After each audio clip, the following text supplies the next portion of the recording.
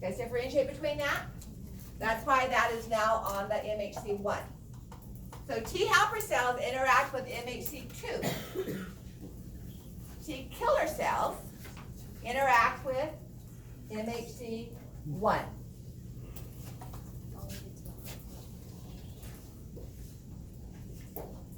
T killer or T cytotoxic, either term. They have T cell receptors as well, okay? But their T cell receptors don't recognize the MHC2. Their T cell receptors recognize and interact with MHC1, but only if it has the antigen with the epitope that matches their T cell receptor, okay? This is going to be stabilized. Anybody remember the molecule that stabilizes MHC1 and the T killer? CD8.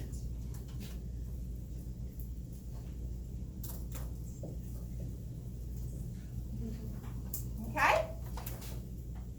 So now the T helper cell that's been activated, and it doesn't have to be the same macrophage, I'm just simplifying it. It could be another, this could be binding to the virus on some other cell that got infected by the same virus. It's just easier to draw it all in the same picture. This doesn't have to happen at the same time, okay?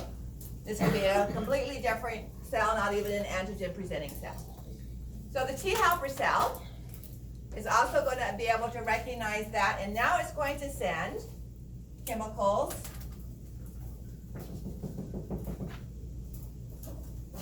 to turn on the T killer cell.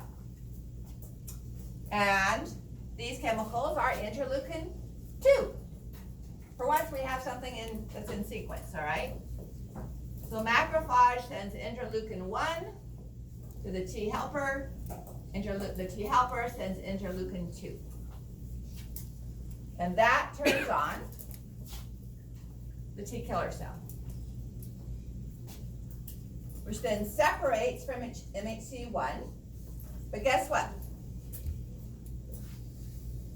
Here's our another virus infected cell.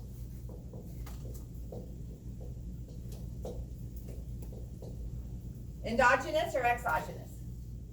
Endogenous. Endogenous. So MHC1 or MHC2? MHC1.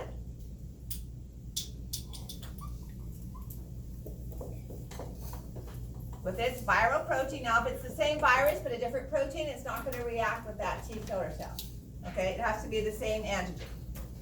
For our story, we're going to keep it simple. So now that T killer cell is on the prowl. Okay, it's multiplied and divided, so we have lots of them to increase the chance that we find another cell that's infected with the same virus. It doesn't have to be a macrophage, it could be just a regular body cell. And perchance, that T killer cell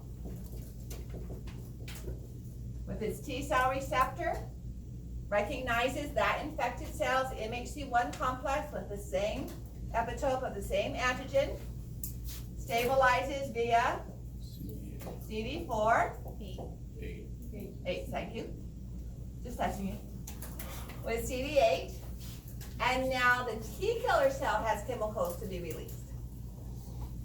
Remember what the NK cell made? That I said was the same as T killer? Ruptures holes in the cell membrane. A word that means rupture. Perforin. So both the NK cells and the T killer cells will release perforin. Okay? But this requires a specific receptor recognition of the antigen, not the FC fragment that we saw with the NK cell. Yeah. So does that second part only happen if the first part happened? Is that This why will the only difference happen if the T killer cell is activated by the interleukin 2 Okay. of the T helper cell. Otherwise, it's not functional. Okay. So the perforin is going to rupture the cell membrane of the infected cell, and it also releases another class of molecules known as granzymes that destroy the inside of the cell. So these are the two molecules that I want you to recognize that the T killer cell makes. I want you to recognize that the T helper cell makes interleukin 2, and our antigen presenting cell makes interleukin 1. Okay? my extra credit diagram on the last few exams, and I think I put this on the quizzes, okay? For recognition of molecules and different enzymes, yeah. Granzyme, as you can see, is an enzyme, and it breaks down the proteins within a cell. Okay? Wow, I thought it'd be 8 o'clock before I got to this. And I haven't had any caffeine. So, I'm gonna leave that diagram up on the board, all right? Why don't you take some time to study for our lab quiz from Monday's organs and tissues. We'll come back and review this again, and then look at what B cells, how B cells are activated, and what their antibodies do, okay?